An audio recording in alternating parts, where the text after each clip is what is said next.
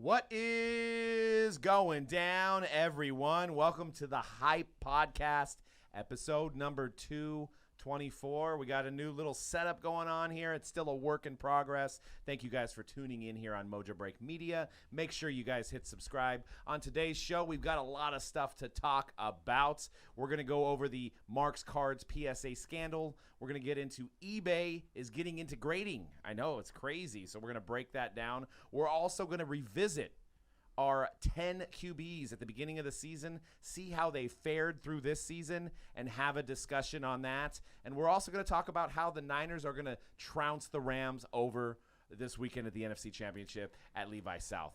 Guys, what's going down? I'm good. I don't go around talking that, though. You ain't about that life? I ain't about that life.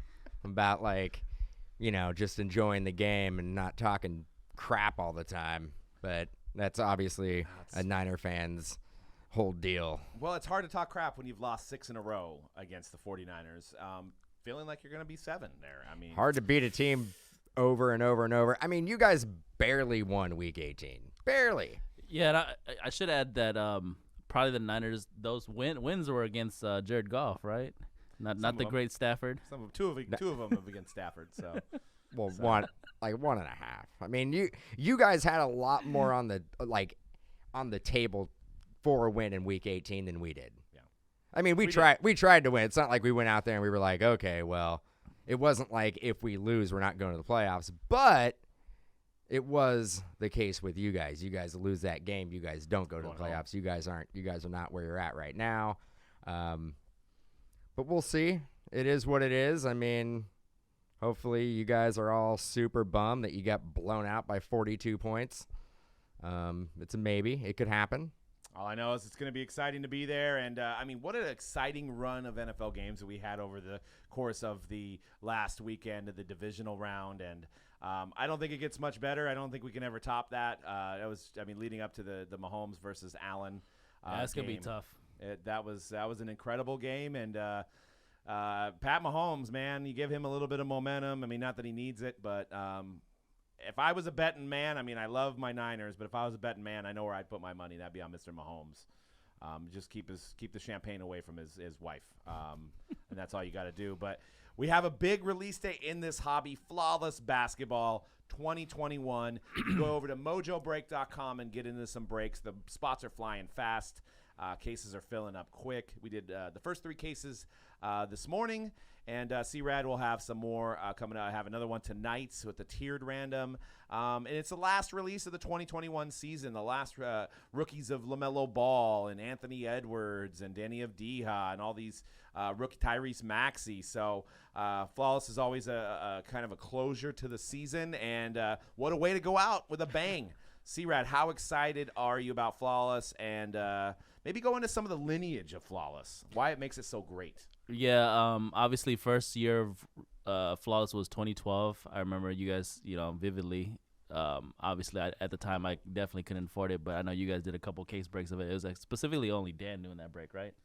Yeah. I was on my honeymoon. I actually go back, and I'm like, we got allocated more in 2012 than we did in 2021. But, hey, I guess that's a topic for another day. Is it 10 times the amount that it was in 2012? Actually, it might be more than 10x, right? It was. I think you can get it. I think it was readily available for $2,500 for a case. For a case, $3,000 for a case, maybe. Right at the beginning. Yeah. Wow. I want to say that the wholesale box at that point was about $1,000, maybe. So it was a $2,000. So case. there were. I don't recall. There was one flawless. There was one flawless that was $1,000 a box, and then there was another flawless that was $1,250. Might have been the next year. Yeah. Maybe baseball was $1,000. And Maybe, basketball and football were always $1,250. I think you're right. Now, and I'm talking original wholesale way back in the day distributor cost. Yeah. Way back. Yeah, I mean that we don't live in that life anymore. That was $120 per card basically, and people were like, I don't know if the industry can sustain or be ready for $120 a card. You know what it is now? $1,000. It's over $1,000 a card, and we can't keep it in stock. I can't buy it for $20,000. I can't buy it for $21,000. You can't buy it for $22,000. Can't buy it for $22,000. It's crazy. I mean, at the beginning, they didn't have logo mans, but it was the diamonds that were the big draw, and obviously the insane patches. If you look at the 2012 stuff, the 12-13, which was the double rookie class, so everybody was going after Kyrie and Anthony Davis at the time. You'll see the patches. They had a lot bigger window on the patches back then, but no logo mans. I don't think we got logo mans until the 15-16 season. I'm gonna say 16. I'm gonna say 16-17. Was it the Ben Simmons year? C-Ray, you remember? We might have had logo man since I think Dan is right. 16-17. I think it was like the whole deal with 16 with the Ben Simmons year was that we're not gonna get Ben Simmons rookie autos out of Flawless. But now they included logo mans. That's an interesting point. So do you think that was the strategy behind it? Was like the biggest rookie, because Ben Simmons at the time was the biggest name, first overall pick, but signed with Upper Deck exclusively, so you could not get any autographs of him. So it was only diamonds for him in that set. So maybe that was like, people are going to be bummed out. Let's throw some logo mans in here. That could have been the catalyst. That for sure. also might have been the first year of first off the line. It was. Yes. 100%. Yeah. Because we pulled the number to 3 Ben Simmons. You did, right? Mm-hmm. You didn't pull two of the 3? I pulled 2 for the same person. One was the true diamond to 25, and one was the first off the line one for him. That's right. Because back then, even the NT, just because he didn't have, obviously, autos, but the NT base cards to 99 were going for a lot. The immaculate base cards of Ben Simmons were going for a lot. Yep, all base. And Spectra base was going for a lot. Yep.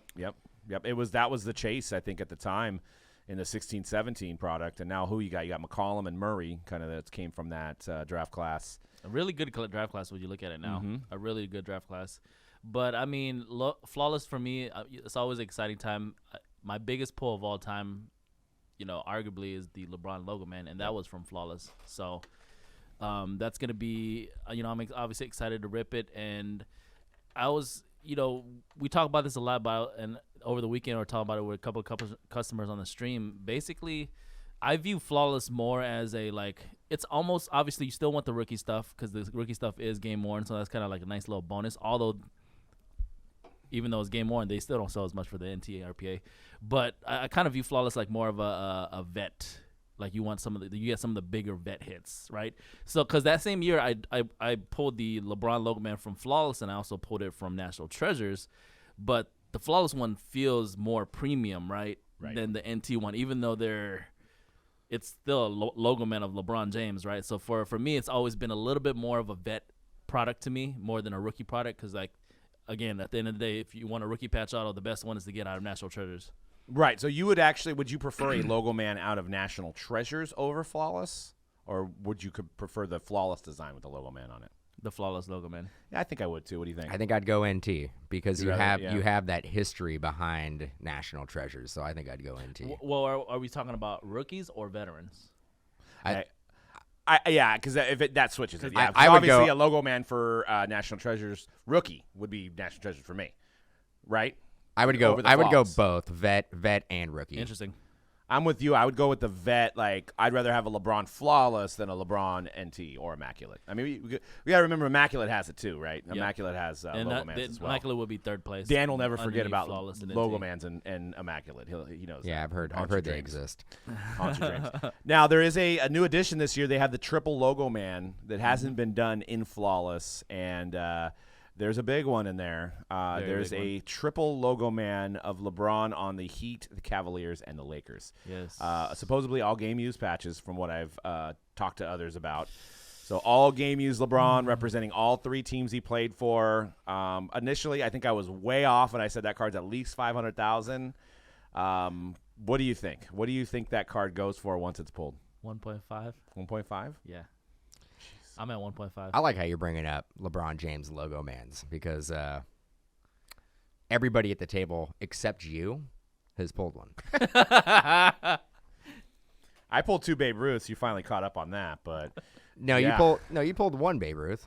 That's right. I haven't pulled a LeBron logo man. It sucks. You pulled the other. You can't count the one that came out of the box that you sold somebody. No, I pulled the one out of historic autographs. I pulled Transcendent and Historic Autographs. I pulled 2 Babe Ruths. Okay. Yeah, I mean, I could even say 2.5 if you want to say the box I sold them, because I probably would have broke that box. Yeah, So. Just can't stop pulling LeBron James logo mans over here. That's the LeBron side. I got to catch up. Maybe I got to do some more Flawless. But So Shine, who's big on Instagram, huge collector. I mean, Shine150, I think is his name on Instagram. I would look him up now if you're not familiar with him. This guy has the nastiest collection, Ridiculous, of modern cards out of everybody. That I don't think anybody could come close to beating him. He's the GOAT. and more recent fame because of the Logan Paul. Yes, the guy that sold Logan Paul the Pokemon case, but refunded Logan Paul. But so he is paying, is it $50,000? So he is paying a $50,000 bounty just for if he's able to facilitate the triple Logo Man sale. So if like we pull it and our customers wound up getting in touch with Shine and selling it, then yeah. We come up a little bit. So if you're pulling it out of your own box, not that I don't know how many people are buying their own box of that stuff, but you hit that card and that's why. What do you think? Being that the boxes are north of $12,000, how much do you think that card added to the box price? That one card. I'll say 30%. Really? So you think it would have been $9,000 without that card? Maybe. I think about $2,000. So we laugh when people say product's dead, right? Well, like when the superfractor of the product will 100% devalue if once that one card is pulled. 100%. Right. Yep. Am I right? Yeah. Right? I know we laugh when we say that because I don't know why we're sitting here and not busting more flawless right now. Well, because generally that statement isn't true. Like people assume that if you pull, so for example, out of NTR National Treasures, people assume that if you pull the LaMelo, say for example, we're taking the last year, if somebody pulls the LaMelo Logo Man RPA, that the value of that product goes down. It never is the case. Even when the top rookie Logo Man is, but in this particular case, with this triple Logo Man, I think it holds that much of weight for that card and value. Yeah. Also, well, for one, the Curry Logo Man was pulled apparently. Nice. But Product's dead. there is the Curry, Draymond, Steph triple Logo Man. Now, when we talk about these cards, they're not autographed, but they're 3 Logo Mans on one card. What is that worth? What is the Curry, Draymond, Clay triple Logo? I think it's worth about $150,000. Really? Yeah. I was thinking close to more my original $500K. I think honestly, like to a Warrior fan, it's worth a lot of money.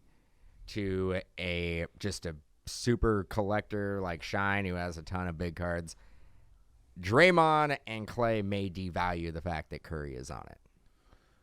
So the LeBron is 10 times the amount of the. It's LeBron. It's 3 Logo Mans of LeBron. And they didn't have. Would you that. pay more than $100,000 for a triple Logo Man of Draymond? I wouldn't. I don't think I'd buy a card for over $100,000 with at this point in my life. Maybe 10, 20 years that might change, but hypothetically. Okay.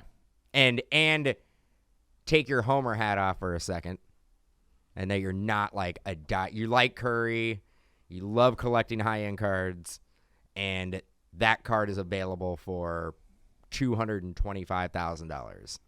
Do you buy it? I mean, how many more of those cards are going to be made? I would buy it for that price.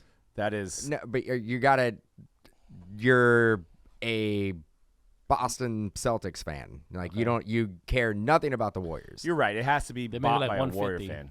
I think it's worth about $100,000 to $150,000. Yeah. But yeah, I think to us, I think it's easy for us to look at it and go, "Oh man, that card's worth like at least $500,000." Because we're all Warrior fans. It's super super cool for us, but I don't know if that translates to the average collector. There's 9 championships on that card. There's only 4 on the LeBron. I'm just telling you, I'm not. I mean, it's a piece of history with the 3 championships and the breaking of the record of the most wins in an NBA season as well. You're right though. Like maybe I was a little bit higher than 150 because how many more triple Logo Mans will we get of those 3? Game worn too. Right. Really. Right. Like when we're talking about like they're the core of a team that went on one of the most historic runs in NBA history. Okay, let's say this. What if you replace Draymond with Durant? Or what about if you have like Curry and you do like a USA Basketball and you do a Curry, LeBron, Durant triple logo man. Yeah, that'd be amazing too. So you think if you take Draymond out, you put Durant, that's more? I think it's worth more. I think we love Draymond, but I don't think the average collector puts Draymond on a pedestal like Warrior fans How do. about this? So let's say hypothetically, and there may be one of these cards out there. Let's say there's an exquisite card, triple logo man of Jordan, Pippen, and Rodman. What does that go for? Well, that Right? yeah. Isn't that the same thing, basically? Yeah. Yeah, I mean, Jordan obviously is going to hold more weight than Curry, but I mean, some people probably pay $1 million for that. Yeah, you're right. I think if you were to do just a triple logo man of Jordan, it would sell for more. Well, yeah, I think so. Would have a You could have a Wizards, Bulls, Wizards, and North USA Carolina, Basketball. or USA Basketball. I guess you could do that. You could do that. Well, check out Flawless on the website, mojobreak.com. We're doing PYTs. We have some tiered randoms. We may be getting into some random numbers at some point for it. I So got some different more. ways. I got some more breaks coming this weekend for Flawless for sure. So, yeah, I mean, the great rookie class got a chance at those big logo mans, and, I mean, it's an exciting break to get into, and it's an exciting break to watch. Just go on our YouTube feed at Mojobreak and watch some of the Flawless cases that we busted this morning, and they were pretty solid. Like I said, you know, the price is way up than what we're used to, and it's hard for a guy like me, myself, and Dan. It's like me, myself, and I. To fathom. I think we both had a touch of reality saying that this is now a $25K product, which is insane. But they did a better job with putting rookie ink on the inside of the box and, you know, making sure you're getting one good encased hit. And, you know, I mean, obviously there's going to be a lot of losers if you're busting the box by itself. You know, there's going to be those winners like those triple logo mans. But getting into a break is, you know, the best way to, you know, crowdsource it and limit your risk on how much money you're spending on something like that. And if you think about it from the perspective of look at how popular 1-on-1 basketball is, for example, right? That's a 10-box case, which is 10 hits technically. Well, I guess you get the base card, so it's actually 20 cards. Yeah. So I guess that would be the equivalent of two boxes of Flawless. But I was gonna say like that box is $1,500 a box, but if you do the case, it's $15,000, right? For essentially 10 about hits. the same amount, right? Yeah. So if it was a 20, yeah, it'd be about a little bit less. I know it's funny because we mentioned that 1-on-1 was the most expensive product, but then Flawless is like, nah, hold my beer. You know, I'm coming out here. It'll be 20. It'll be 20,000. And then over $1,200 a card. I mean, but again, like without, and I'm glad you brought up group breaks. Without group breaks, this product doesn't get digested by the community whatsoever. It was created during the group break era. Because, well, the price point right now wouldn't even be close to where it's at if group breaks didn't exist.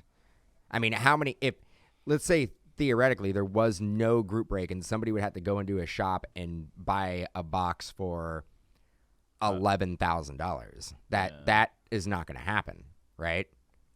Right? I mean, generally, like for the most not part, yeah. for the most part. And that's why you see a lot of shops. We're on the business end of things. A lot of shops that are getting one box or one case are just selling it to breakers. Yeah. I mean, they're not even attempting to sell it in their store. They're selling it to breakers. So it'll be one of those things. I know there's this this TikTok. I believe people just use the clip of people use the clip and they make a video. Yep. There was one like, you know, a guy he's showing something to his wife, and in the video I saw, it was a guy showing a Michael Jordan autograph. She's like, "How'd you get that?" "They gave it to me." You know, "They gave it to me, babe." She's like, "No, they didn't give this to you." "Yeah, they gave it to me." That what you do when you walk home with a $20,000 case of fly? "Oh yeah, I did some trades. You know, I sold those cards I had, and I got one of these." There's babe. no way the regular men can explain that to their significant other. Right, that you have a $25,000.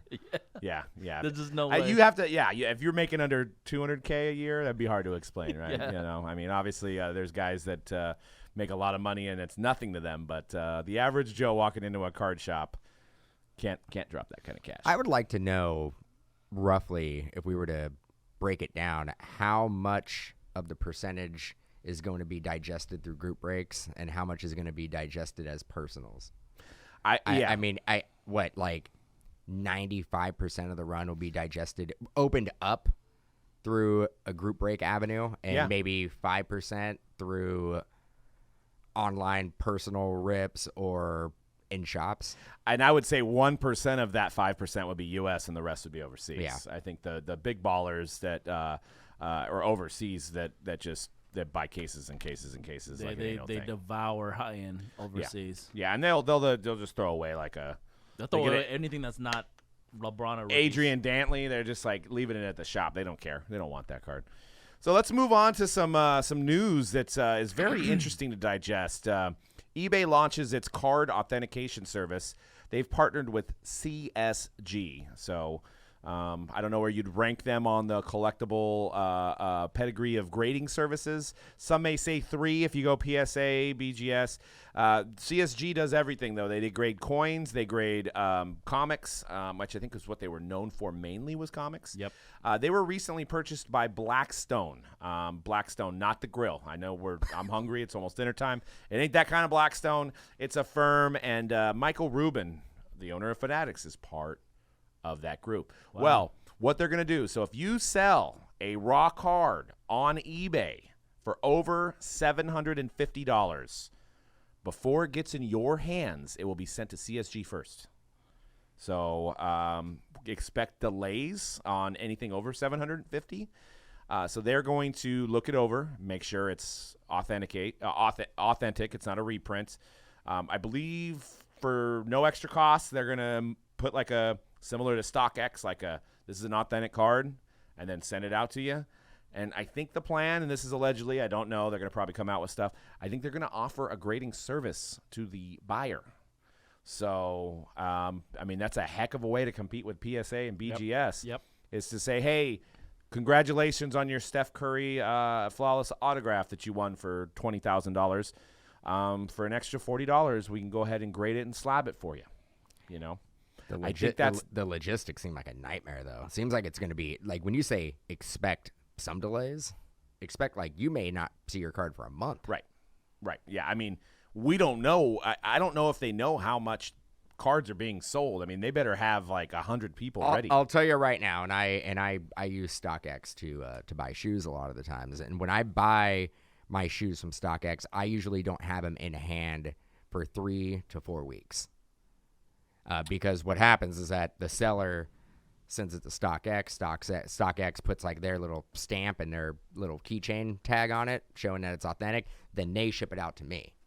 If that happens with cards, and we're dealing with cards where you're buying a card and the player is still playing, and that card can really devalue in that month span it's going to take to get the authentication to in your hand. Right.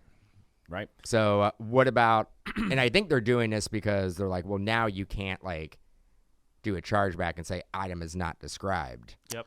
Right. But can you do a chargeback and be like, item is devalued 35% because when I bought it to when I received it, the player tore his ACL. But eBay probably went out onto that. There's going to definitely be some kinks. I think overall this is a good thing to protect people from fakes. We see those LeBron reprint cards that I bought by accident until I read the description, because people get real funny on there. I was a LeBron 03-04. I think I did a top bid of $10K or something like that, and obviously the card goes for more than that, but you never know. Maybe you win one cheap. I think I won it for $4,000, and I went to pay, and I went, you know what? Let me look at this again, and it said this is a reprint. So I contacted the guy and I said, hey, I'm not buying a reprint for $4,000, obviously. And he's like, well, you should have read blah, blah, blah. Anyways, he refunded my money, but there might be people that don't know and they buy it, right? So now this gets shipped to CSG first. But only in that case though. What if they do a $20 reprint? They're still going to be in the market. Right. Those are still going to be in the market, but it protects anybody from getting caught up. Because there's been a lot of, there was an Aaron Judge we bought, a purple, remember, that went for and it was a reprint, because we didn't notice it at first. We usually catch it because how I buy cards is I try to buy within the last minute of the deal. So a lot of times I don't have time to read it. I see it has bids on it. I see it's a guy I want. I drop my bid. And if I don't win it, I move on. But if I win it, then it's then I start looking before I pay to make sure I didn't get, duped, which in this case with reprints, it's easy to get duped. And I'm not talking about reprints from the manufacturer. I'm saying these guys illegally printed these cards and faked an autograph and called it a RP, which is hard to see. Well, That's a whole other thing. And they always put the RP at the end of the title. So if you're on your mobile device, a lot of times it will not show All the the whole characters. title. Yep, So absolutely. you won't know until you actually go to pay for it, and it shows up with the full title, and you see an RP. Yep. Well, this also brings up a lot of questions on how this is going to work. So let's just say I have this Jimmy Garoppolo card that I have here, which is a beautiful card, 101 Jimmy Garoppolo. I'm selling it. If you guys are interested, hit me up. And let's just say I take this picture and I put it on eBay, right? And I sell it for $2,000, $4,000. And then I'm like ready to ship it to CSG. I'm assuming eBay is going to have a label that goes directly to CSG, right? It's going to Or be like wherever their, the location it's going to be is. like their global shipping where Right. it's automatically. So let's just say in the middle of that, I freaking drop it and I kick it and it separates, right? And now the corner is just it's like the card's ripped off, like it's bad, right? It's a 1 of 2. So then I ship it to CSG, right? Do they compare the photo of my photo to the card and then send it back to, like, are they going to notice that kind of stuff? Yeah. Or are I they think just so. going to say, oh, it's authenticated? No, I think they're probably gonna check to make sure it is what it is, like how you listed it. You would think, but there's an enormous amount of cards being sold daily on eBay. So, You know So how much time are they going to be able to, how much staff are they going to have to go through these cards? and just so this is clear, this is only for cards that are raw, correct? Correct, yeah. Like you're not going to sell a PSA Ronald Acuna, and then you have to send it to them, and then they authenticate that it's a real PSA slab. They're only doing it with raw cards. As far as I know, I don't know if there's any other details regarding what they're going to do with PSA or BGS, because there is obviously some fakes in those too, Yeah, right? I know So, that. Yeah. So I mean, unless I guess the smart thing to do is if maybe they offer that option, like when you're buying it as a value add, like, hey, CSG, look at this PSA for me. Yeah, I mean it's a big move. It's a big move, and I think CSG will end up getting a fair amount of market share just because there are so many transactions that go on daily on eBay in the card market that are over $700. I mean, thousands, right? Or it's CGC. CG. Sorry. Yeah. So I want to add that. Wait, what is it again? CGS. Okay. So eBay described how authentication works when a service-eligible trading card purchase is made. The seller ships it directly to a team of third-party authentication at Certified Collectibles Group, including its affiliates, CGC. Okay, so I wasn't wrong, but they have different. They have CGC and then CCG. CSG. So it's CGC and CSG are the same company. Look at so. it. It's a Certified Collectibles Group. Wouldn't that be CCG? And that is the same company that does the comic book rating, right? CCG is the parent company of CGC and CSG. No Okay. affiliation to CSI. We're done. We're done. CIA. Okay. CCCP. Anyway. Okay, I was gonna. Is ICP part of that too? ICP. Yeah. It's all. in I there. was gonna Under- say under that- that umbrella. I was gonna say that. Okay, and you guys heard me say this a lot on this podcast too over the years. I definitely absolutely trust that company in terms of doing their due diligence and grading. You know, I trust them to grade things, basically collectibles, just from their pedigree with comics. And you know, I have seen some of their card grades. One of my buddies is like a real big comic book guy, and he gets all his cards graded just through them. So that's one thing. I trust them on that in that aspect. The other thing I was going to say is that I have bought shoes off of eBay ever since they introduced that thing where they authenticate shoes as well. And the wait time for that, now I'm not going to say it's going to be the same thing for cards, but the wait time for waiting for shoes when I bought a shoe and actually got it, maybe like a couple extra days more than I would have Now, was gotten that CSG? No. So this is but eBay's, it's not, I know they've been doing that, but Yeah, what other it's- company? Is it StockX? it's not StockX. Huh. It's eBay's own authentication team. So the shoe still gets sent to eBay somewhere, wherever they're doing the authentication. I wonder if that's what's going on here. They put the Yeah. okay, this is authentic, whatever sticker too, kind of like StockX exactly, and then they ship it to you. And I've only had to wait for my shoes, like I said, a couple extra days. Okay. So I'm hopeful that they got this thing figured out, and it won't be as long as a month. Yeah. And that's actually a good point, because when it comes down to shoes, that's why I don't buy from eBay, because I don't know enough about shoes to where if it was to come in, if I was be able to pinpoint it's a fake or not. Right. And that's why I actually go to StockX, because I actually trust that they'll be able to tell me if that's their expertise. Yeah. And you're right. Buying shoes on eBay for the longest time. I've been buying shoes on eBay since I was a teenager, right? And it's always a wild, wild west. Like half the times I would get fakes when I was younger. Yeah, and I wouldn't even be able to tell. Yeah, I'm convinced a Concord, one of my first eBay purchases, that was $300, which was the market rate. I feel like I wore those again, and I'm like, I don't think these feel right, because I bought real ones, right? Yep. But now you've got that, and I think that kind of diminishes what StockX has done, right? So they have competition in that. Yep. But you could kind of see what the chess games are being played here by Mr. Rubin, right? So, now he's got his hands in a grading company. This is like some 4D chess. Right, it is. It's like so now you got a question before we move on to the next topic here is, at what point with as many cards that are going through the ICP, CCG, CSG, that they overtake one of these guys, right? They overtake PSA, they overtake BGS, because maybe 5 years down the line, everything funnels through eBay, and let's just say they're at a clip of 20 or 30% of people that decide to go with the grading option. Now all these cards are in the market, right? And maybe that becomes a standard in 5 years now. Fanatics Sports Card starts pushing that. Right, that brand. And Fanatics will probably offer a vault service with a grading option through them as well. Mm-hmm. And there may be even some partnerships there that if you bought your card, maybe you don't want to house your card yourself, you just want to keep it in a portfolio, then it goes to Fanatics. So there's little chess games being played for the future of this industry, and it's definitely interesting to see how this plays out. And I want to hear you guys. I want to hear what your thoughts are on this topic. Do you like it? Do you not like it? If so, what are the reasons why? So comment below here on the Mojobreak Media YouTube channel video. We will have a giveaway as well. That's coming up here as well. But comment below. If you guys are listening on Spotify or iTunes, jump real quick. We want to hear your guys' thoughts on this subject. So let's get into the next topic here, which involves grading. More hobby drama. Marx Trading Cards, that's MARX Trading Cards, is a big group submitter in Southern California, where the Rams play, not where the Niners play. The Rams play in Southern California. And he's a big, I'm just stating facts.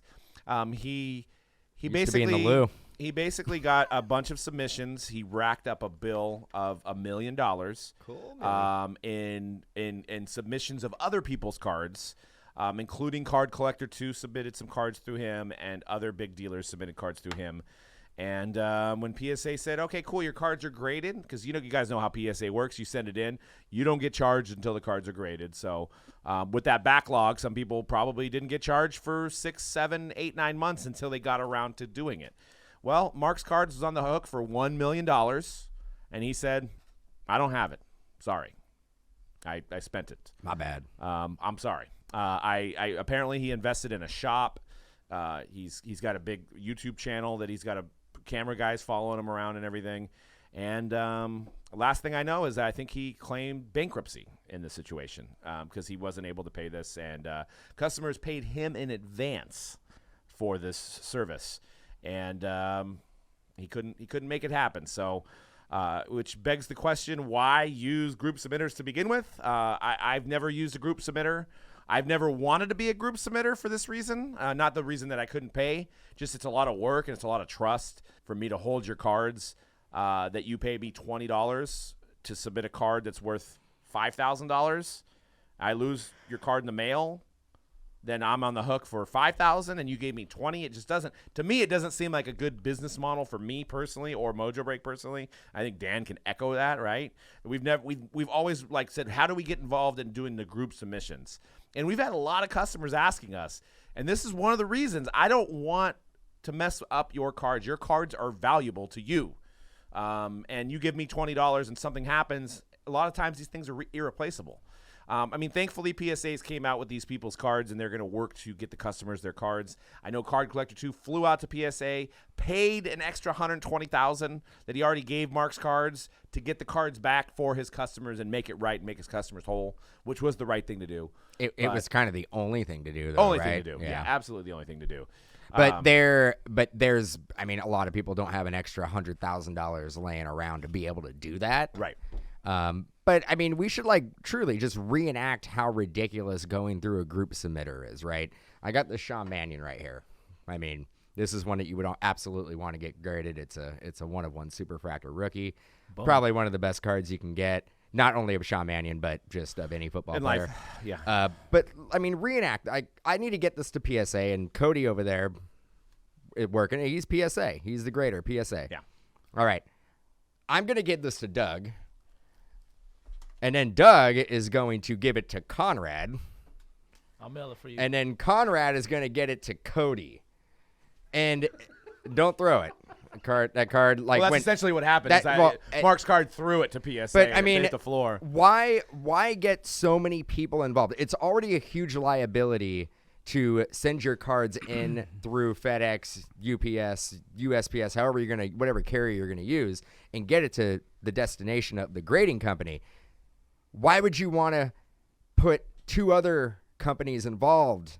There's more moving parts. Yeah, that was a crazy situation. So it's just one of those things where we've looked at doing group submissions, and we're like, we don't want to take on the liability, and we're close enough to, and we would basically get the cards that we would break.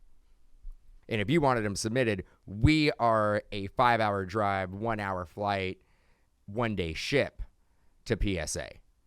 But we still don't see why we would want to take that risk and that liability with your cards. Yeah, and honestly, guys, it's super simple to do it. It really is. I know it seems like it could be overwhelming, but there's many videos out there. We should probably make a video on how we do it. I know we're not experts, but I've never had any problems. I worry about it getting lost, so using a higher level service to get it there if it's an expensive card. I use FedEx overnight just to make sure it's more of a white glove service, not just shipping it post office. Tracking, you can get insurance on an item like that as long as you have proof of what you paid for it. So I mean, it's easy to do. It's an online submission form that you fill out. It's pretty easy to do. If you have questions, we're here to help. And there's plenty of videos how to submit to PSA. Just do it yourself. I mean, it doesn't make any sense to submit to anybody else. Now, there's guys out there that say that they will look it over, and that's the whole game, right? Is like Marx Cards got a lot of business because he had a negotiated rate, which was from a while ago, which was cheaper than anybody else could get. But we're only talking about maybe $10, $20 a card here. So it's really, if you're sending 5 cards, you're going to save $50, $100 with Marx Cards, but then you're going to have to worry about somebody else getting it or a situation like this happening. And I just make sure I overprotect the card, whether it be in a bubble mailer and then 2 boxes, you know what I mean? And then there's easy ways to get your cards to a grading service where you could do it yourself. If you have enough money to buy the card, it's just as easy to submit the card. And I know PSA changed their system now, where my first thing is it was crazy that they would allow an account to rack up $1 million. Right, that's crazy to me. I mean, that is insane. And now they've changed it, but it's almost like, did nobody realize that PSA was taking a huge risk? I know they have the cards, right? But there's no guarantee that those cards are going to offset the $1 million that this guy owes you. True. And I wonder how many cards that was. Was that, 10,000? I don't know of 20,000. I don't know of any distributor, any place where you would have an open account that would give you a credit limit of $1 million. Right. Yeah. We don't have that. $1 million. Yeah, I mean, I want to add one more thing to this conversation. We've actually, like you mentioned, Doug, we've actually mentioned group breaks, not group break, but group submissions on our show for a long time. We've talked about it, the dangers of it, and then we've also had people also comment and be like, "No, it's just you're just not group submitting with the right people. There's trustworthy people. You guys don't know what you're talking about." And this guy was a trustworthy people. This guy's a big name. This is a trust enough to where like you said, it's $1 million worth of cards or $1 million worth of submissions, and he was able. This was like the easiest scam Yeah. in a sense to pull Well, off. He bounced and he's like, I'm bankrupt. He's like, this sorry. is the easiest scam. It's like how did nobody see this coming? Well, we kind of talked about it on the show before and warned people that group submissions, like, it's not all on the up and up. Like, you know what I'm saying? Like, well, and I don't think this guy intended to take people's money. I think what happened is he lived on the next submission. So he'd have one at PSA, he'd have that money, and then he'd already have more money coming in from the next ones. So there was a constant flow of money. Well, he invested that money in other stuff. Well, then PSA shut down, right? So he couldn't send in his $20, $50 submissions anymore. Yeah. So he didn't have that money coming back in, right? Which was bad to begin with. That money should never have been investable because that wasn't his money to begin with. I mean, he could have obviously taken his profit out of what he made, but like you can't if somebody gives you $25 to go buy something, you can't spend that $25 on yourself. And that's what he was doing, I think. And just in hopes of it coming back around and he would eventually become whole. Well, he got caught with his pants down, so to speak. And he didn't have the money, and now he's bankrupt. And, it's a black eye on this industry. But it kind of sounds like he was taking that PSA delay and using that as his cash flow. Yes. Like banking on the fact that, like, well, I'm going to get my money. I'm not going to have to worry about paying this for another 6 to 8 months because they're so backlogged.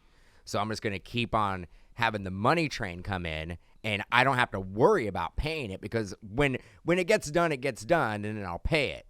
So it kind of sounds like he was using that lag time in the grading system as his cash flow. Yeah, looking at his bank account, wow, I got a lot of money. I can invest this. But I don't know what he was investing in. But if he was buying cards, I guess some cards went down. But I'm like, the investment must really lose on a lot of stuff. It must have not worked out because he doesn't have any money. Money. So the investment went poorly, or he is just like saying like, I don't have any money, and he does. Well, I mean, that would be dumb because his future's done now for what he was doing. Yeah, unless this was part of the end game. He actually saw a flaw in the system and the backlog of how long it was taking, and he's like, I can do this, and I know what my end game's going to be. Yeah. And PSA is going to allow me to rack up $1 million in open account. I mean, this guy was on a panel of successful entrepreneurs. Like, they had him on a panel talking about how successful he was. So obviously, he's gonna be at the Vegas show. He was at some show where it was him and another group submitter, and they're talking about how successful they were. So obviously, there wasn't any financial. There wasn't any financial success there with what he did. That didn't age well. Didn't age well. One last thing I wanted to mention too, or say, damn, what was it gonna be? Yeah, we'll move on. If I remember, I'll say it. I almost forgot to talk when we were talking in the last segment. I was like, I want to ask about that. Oh, okay, I remember. So if you file for bankruptcy, then that in a way also protects whatever asset he still has remaining, right? Yes, as long as if it's in cash, I don't think they can take it from you. I don't. I've known people. I've never done bankruptcy, but I've known people that have, and they regret it because it is. I think it's 10 to 15 years of not being able to get a credit card. But we've heard you will not be able to get one credit card for like $200. But we've heard of like big time, like for example, our former president Donald Trump, who's filed bankruptcy multiple times, right, for multiple companies. I think for companies, not him personally. Oh, okay, this would be personal bankruptcy. Yeah, and actually that's a good point. Bankruptcy. I don't know if Marx Cards filed bankruptcy or the whatever person. His name is. Yeah, I don't know. That's probably two different things. That's true. So maybe the business can file bankruptcy. I'm getting used to this. I'm right in the middle of you two, and I'm just like looking over, just doing this. I never had to do that before. I would just sit there and just stare off into the camera. No, now I actually kind of like looking at your guys' eyes when I'm talking. Yeah, so that's cool. Nice. It's nice. But let's end the show with our quarterback topic here, and maybe I'll sling this back to Cody here to talk about our top 10 quarterbacks in the hobby, because I don't think I was here when you guys talked about it. And I didn't even make a list. That's right. Yeah. So. I think I was here. Yeah, I knocked it out of the park. This was Dan and I, and for those watching at home, I'm just a disembodied voice today. Well, we're waiting for our PSA cards to come back to get another camera for That's Cody, right. So. But before the season started, I asked you guys, hey, let's put together a list of our 10 best quarterbacks in the hobby, obviously keeping in mind rookies are who everybody's chasing, but beyond that, secondary market, guys you want to hold for a long time. And I thought, you know what? Now there are only 4 guys left. I don't really think there's going to be much of a change for the 2022 list as we head into next year. Maybe Yeah. a couple rookie guys get added. Probably not, Probably looking not. at that class. So I think let's take a look at the 10 guys who we chose preseason and basically do a little re-rank right now. Who's on the list, who's off the list for the top 10 quarterbacks. Okay. And this is in terms of hobby, right? Not as much For the as hobby. their- We're not talking, I mean, on the field obviously plays a factor, but we're talking the hobby here. Well, I can definitely probably take Trey Lance off of this list for now. I know he's somehow got 8. I For don't- you guys that are listening to the audio, it went 10 was Baker Mayfield, 9 Dak Prescott, 8 Trey Lance, 7 Mac Jones, 6 Trevor Lawrence, 5 Josh Allen, 4 Russell Wilson, 3 Tom Brady, 2 Patrick Mahomes, and 1 Aaron COVID toe Rodgers. And he's number 1. That's crazy how that played out. My immediate thought here is Russell Wilson. Does he stay in the top 10? Nope. No. Nope. That's the first one I look at. Russell Wilson, Trey Lance, Baker Mayfield. Baker Mayfield barely hung in there on the 10 anyway. I mean, he was a little injured, but you throw on that jersey and you're a quarterback. I just don't know if you ever make a top 10. I think Dak stays on there, maybe gets moved to 10 because he's on the Cowboys. I think Dak will be a little higher. I mean, I know they lost last week or 2 weeks ago, but I think Dak probably. I think could Josh go Allen a little moves bit. up. Yeah, you got to think that Josh Allen obviously moves past Russell Wilson. Oh, after that performance, absolutely. I mean, maybe Mahomes 1, Brady 2, Josh Allen 3, Aaron Rodgers 4. Yeah, and I mean, some of you guys are saying, how is Brady not number 1? I know his cards are the most expensive on here, but it's the availability, I think, is what's factoring in how often they're trading and how often they're coming out of sealed boxes. That's why you kind of see the Trevor Lawrence on this list and you see the Trey Lance on this list because those are guys that are this new product. You know who's missing from this list? Matt Stafford. He'd be in the top 20. I mean, come on. Joe Burrow. How did Joe Burrow not make our list? We weren't as hot as on him to start the season. Injured, if I actually injured did- rookie season, and the True. Bengals. Yeah. Yeah. If I actually made my list like I was supposed to, I would have probably had Joe Burrow on mine. Where's At Herbert? Least, at least like towards the end. Yeah, I mean, Herbert's got to move in. So, all right, let's just say, hypothetically, where would you rank Burrow now? Today on the top 10. 5. That's fair. And Josh Allen moves down to 3, like you guys said. Yeah. What about Herbert? Herbert's probably 7. 6 or 7. I may take. And this is crazy. I may take Lawrence and Lance out of the top 10, and throw Herbert in there. No, that's not crazy. I think I had my homer hat on with Lance. I'm not saying that potential. I mean, let's face it. My love for Jimmy Garoppolo, which is week to week. It is. It's quarter to quarter. It's play by play. But he is not going to be the quarterback next year for your San Francisco 49ers. Even if he runs the table and dominates and throws And wins the Super Bowl for you guys. Let's just say he throws 500 Man, for 500 yards in the next game and then 500 yards in the Super Bowl and just dominates. I He will don't not know. Be the Super Bowl. He will not be the quarterback for the Niners next year. I That don't is know. insane. I don't know how To win a Super Bowl and not be the quarterback next year. And I'll tell you why. Because the 2019 draft class was a great one for us. We drafted Deebo Samuel and we drafted Nick Bosa. If we give Jimmy Garoppolo a $30 million a year contract, we don't get either of those guys. You get one of them. Or maybe one of them. You get maybe one of them. So you roll with the Trey Lance, the young guy, the unknown, and you keep those guys on a salary. But as being a Niner fan, you're okay with the Niners giving Nick Bosa the highest.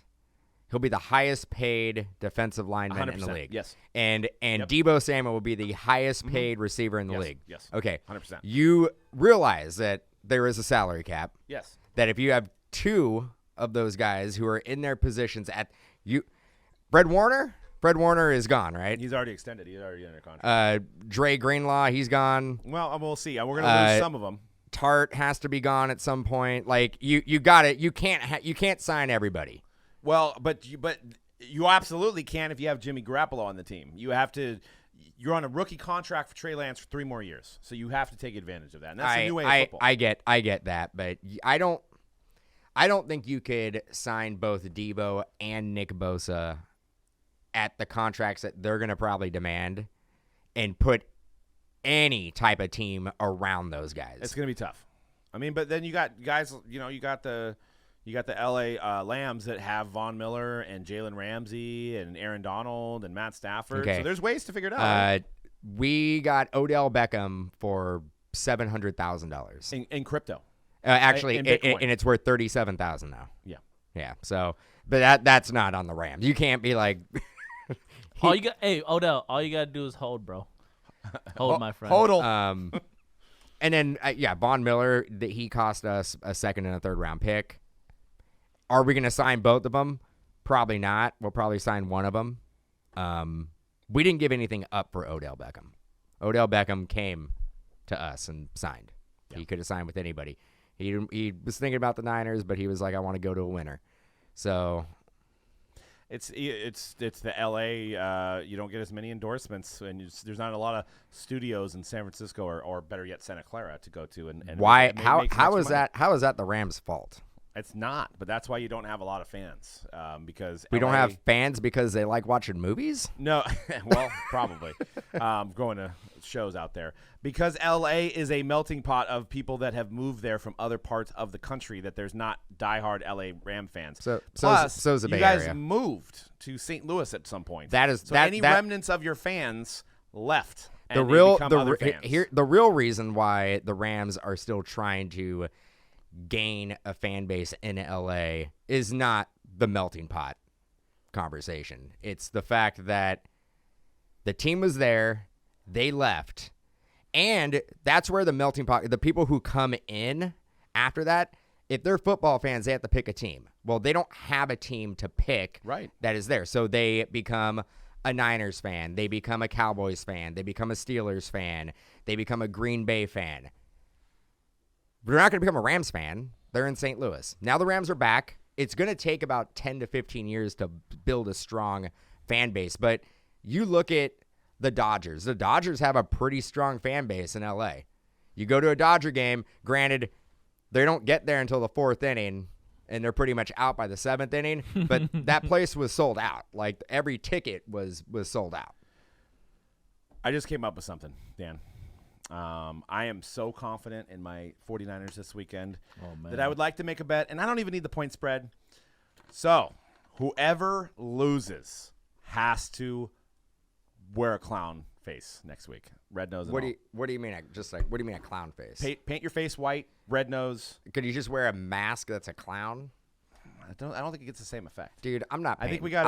I'm not painting my face. Look, I know you used to be a juggalo, and painting your face was like a normal thing. But like, I'm not grading.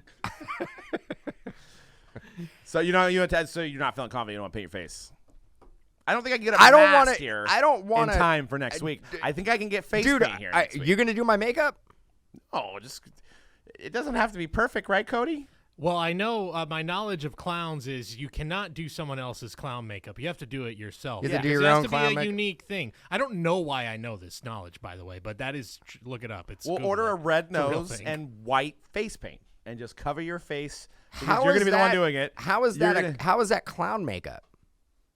White face and red nose. Am I off? I mean, a big red honking nose, yeah, and then a white. I mean, it could be white. Isn't there like and then other? maybe Is there some like other? things? You do like some stuff around the Again, eyes and stuff like that. The beauty of making a clown makeup. Again, don't know why I know this much about clown makeup, but it is what you want it to be.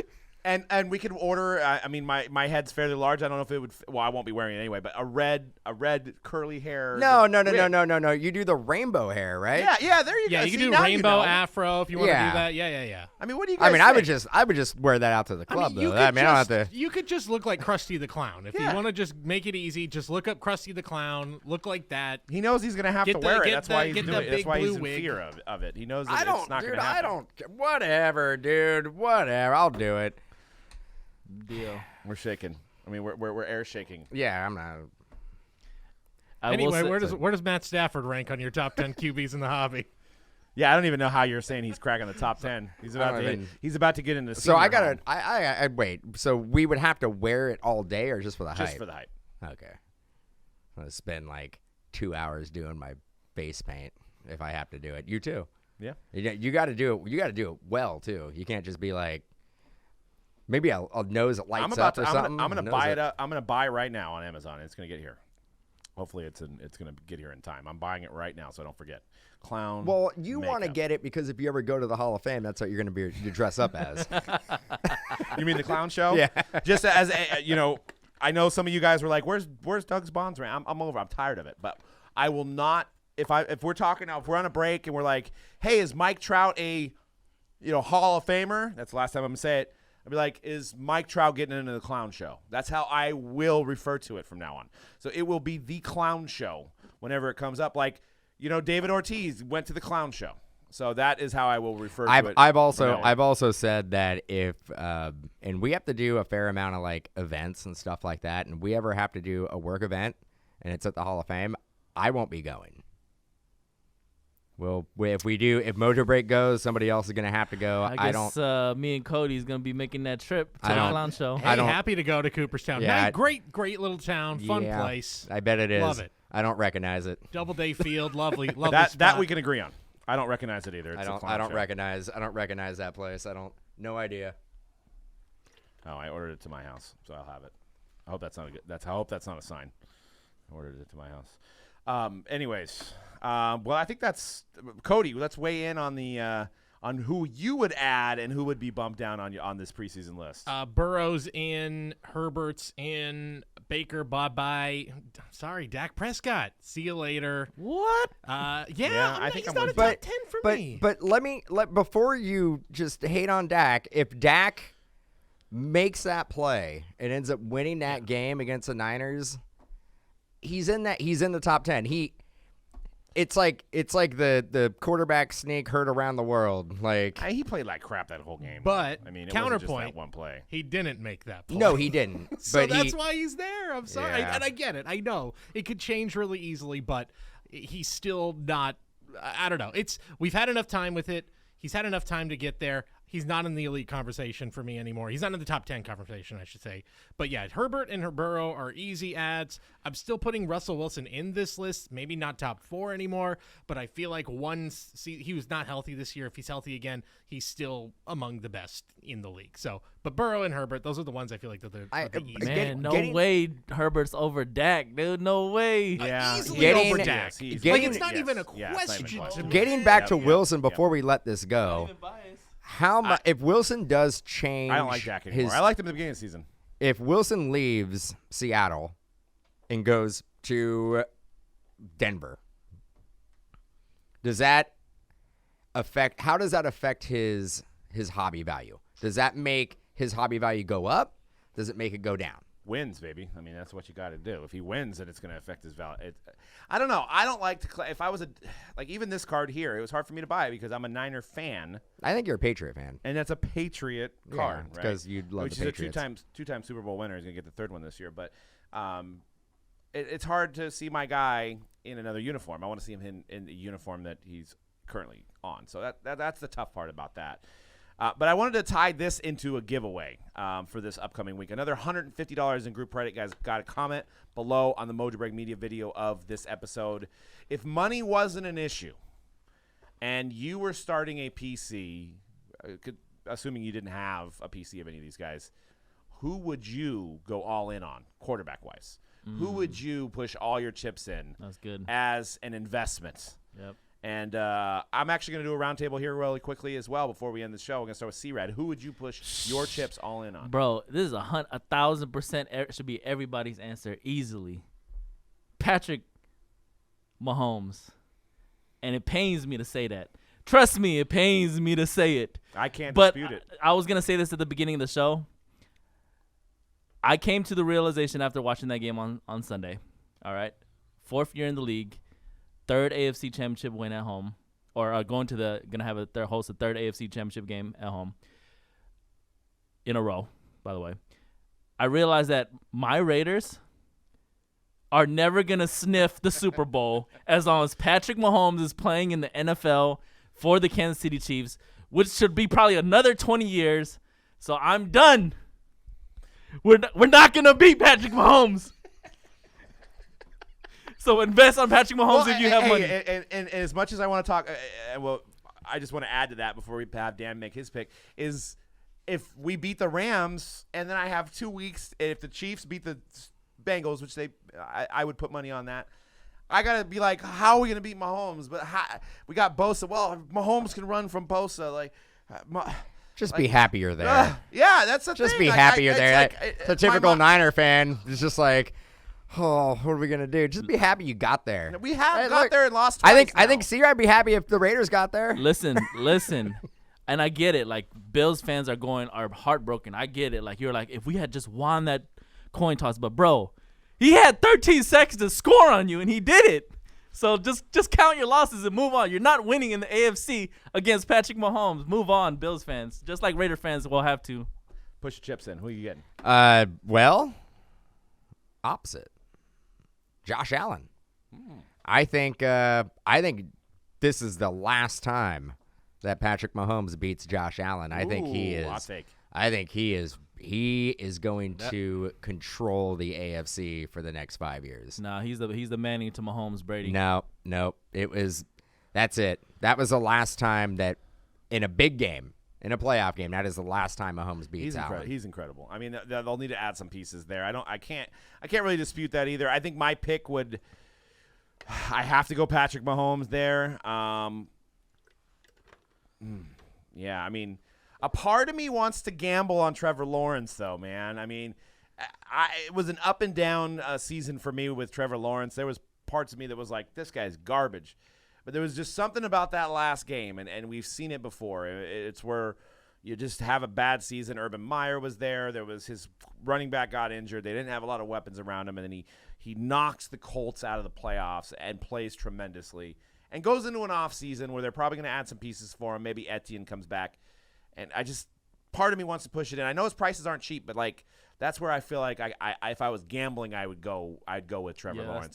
That's the high risk, high reward. Because he's already got the name, right? His name is. It's not like you're picking Davis Mills, and nobody knows who Davis Mills is right now. Everybody knows who Trevor Lawrence is.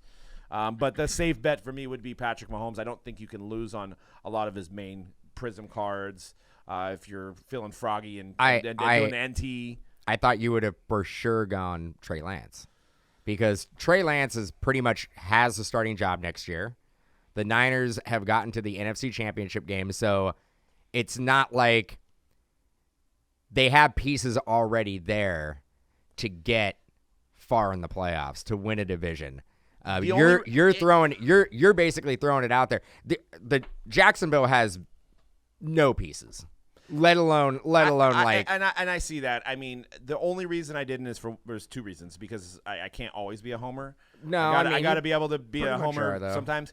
But I look across and I look at Lamar Jackson and I look at Kyler Murray and they don't get Hobby Love. And if you want to put him in that category of a running mobile quarterback, the only running mobile quarterback that sells is Patrick Mahomes at this point. And you can't even say he's a mobile running quarterback first. He's a throwing quarterback first. But like Lamar and Hurts and Kyler, I mean, Kyler's cards don't sell what they should. So that's what worries me about Lance is if he is a run-first guy, I just don't know if he's going to get Hobby Love until he gets that championship. Yeah, but I think if you look at where his prices are less than Trevor Lawrence. Yeah, if there was a third guy on this list, for me, I would be him. I mean, I can care less about the Niners. That is obvious. But like, if I was talking just dollars and cents and the hobby, I think the best investment you could make with the lowest risk and highest reward is probably Lance because. Yeah. Team's ready. Because Garoppolo isn't coming back. We've already said Garoppolo is not coming back. That is going to be his team. That team is in the NFC Championship game. The Jags knocked off the Colts, and that was like that's Trevor Lawrence's biggest achievement. Yeah, I mean, also you bring up a point. What about Jordan Love?